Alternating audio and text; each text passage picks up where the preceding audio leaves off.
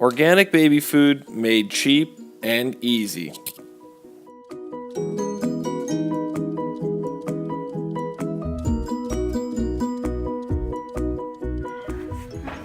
Hi, it's Lee again with Life Hacks, and we're going to be making some baby food today. Here's some we've already made with some butternut squash. Delicious. Well, what we're going to do is we're going to take peas. We've got some organic frozen peas. I think this costs about $5 or $6 from Costco, which is nice because it'll make quite a bit of stuff for us. Let's see if I can get this thing opened up. It says Easy Tab, which means I probably won't be able to get it open. Okay, we got it. All right. Problem solved. So here we go. We're going to fill up our blender because that's how we're going to be making the baby food most of the way, about yay far. It's going to, shrink quite a bit after it cooks. We're going to be using an Instant Pot today. These I highly recommend. They're just awesome little pressure cookers. You can do all sorts of cool stuff with them. If my wife was talking right now, she'd be saying the same thing. She loves it. So we're going to put it in here. I got a cup of water already in there. I'm going to set it for... Alright, so our Instant Pot just finished up. It did take a little bit longer than 3 minutes because it had to bring the internal temperature of the water and the frozen peas up to the same temperature to start steaming, and then it starts the timer. So it did take a little bit longer, but hey, cool, you didn't have to wait through that. Now we're going to take our blending cup that we used to measure with and 4-ounce packages of breast milk. So peas will not have quite the nutrition that we're looking for our growing baby. So it's going to be nice to supplement still with the breast milk. This is the way I recommend people do it. If you can. If breast milk's not available, then I'm sure a formula would work great as a substitute. Alright, so first you put in the frozen breast milk. Make sure to use the ones that are dated back quite a ways, as the older ones, try to use them first, which is just common sense, but sometimes it doesn't hurt to mention that kind of stuff. Might save you some trouble. Okay, so we got our approximately 4-ounce bags put in there of breast milk. Now we'll just dump in our green beans.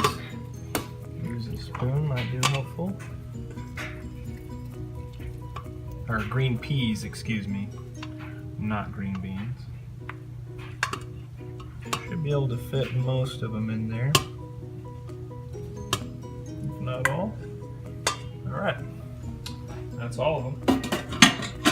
Take that out, so take it out of there so the heating element doesn't dry the little bits of debris that are left in there and cause them to stick onto the pan more. Now we're going to take this over to the blender and get to blender. Stick our top on. We're going to put it on high and put it on liquefy. It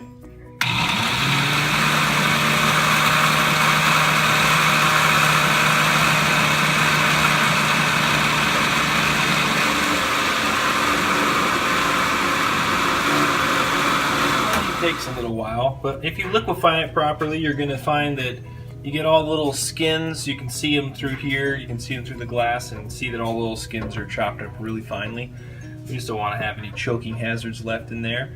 And so when I'm dishing it out and stuff, I'll make sure that there isn't any leftover peas that didn't get hit quite right, but I was pretty thorough in making sure we got it all the way done. So now we're going to go over to our filling station and talk about that. Okay, now we're at our filling station. So this is some butternut squash that we made earlier. It's now come down to the proper room temperature. So you don't want to take something that's super hot right out of a pressure cooker and then mix it with a little bit of milk and then put it into a plastic container, because we don't want anything hot in here. We just don't want to take the chance of leaching any chemicals out of the plastic. Even if it is BPA free, who knows what else could be in there. So we've got these from Rubbermaid, these nice little containers. I also recommend, if you get a chance, get a label maker and put your son or daughter's name on there, so that way if they go to daycare or something like that, they won't get mixed up. But anyway, and those are nice because they'll wash pretty well too. But we're going to be filling these up for Everett. These are Cannon's old ones.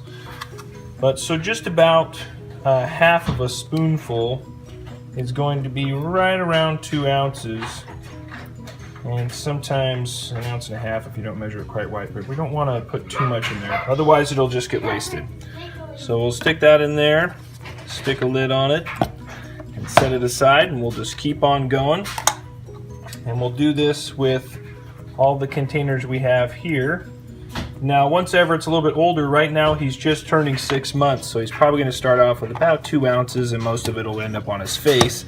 But hopefully he'll sleep through the night, and that's always something nice when you're a parent.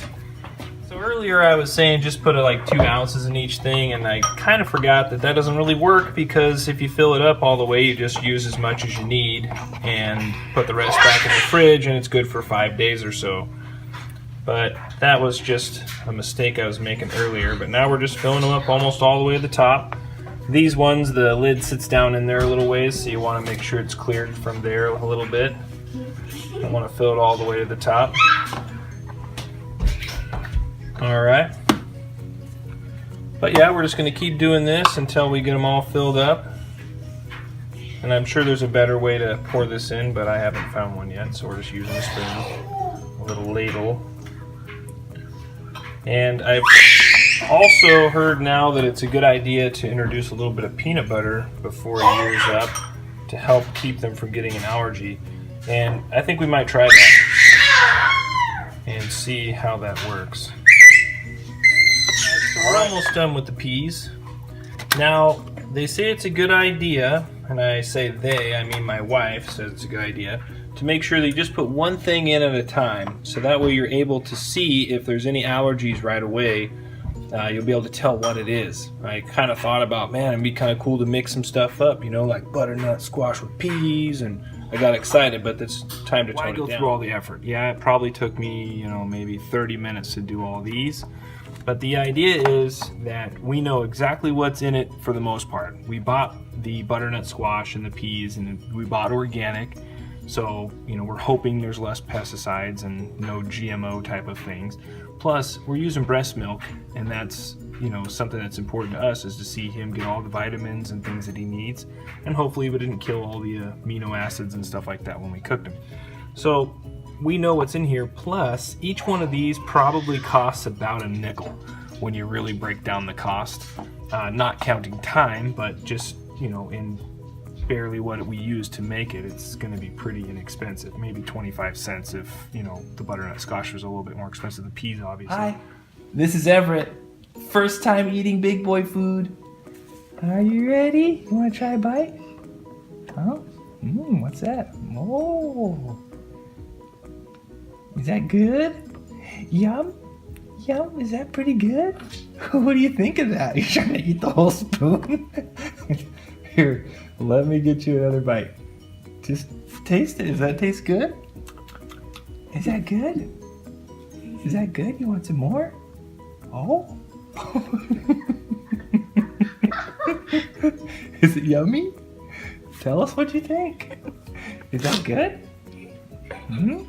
First time trying it. Yum. Yeah. This is gonna be so messy. Here, let me get your sleeves. You can't have that. I'll take that back. Let's pull your sleeves up. Good job. Good job. You seem like you want some more. Are you hungry? You want to try this some more? Excited. Try some more? Yum, yum, yum. Oh, yum, yum, yum.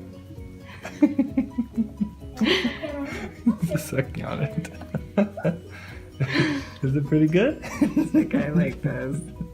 This is fun. This is fun, huh? All right, so that's a success. What do you think, Everett? Good stuff? Yum? And he is looking pretty full, and I think he'll be sleeping a long time tonight. Here's a yawn. All right. Success.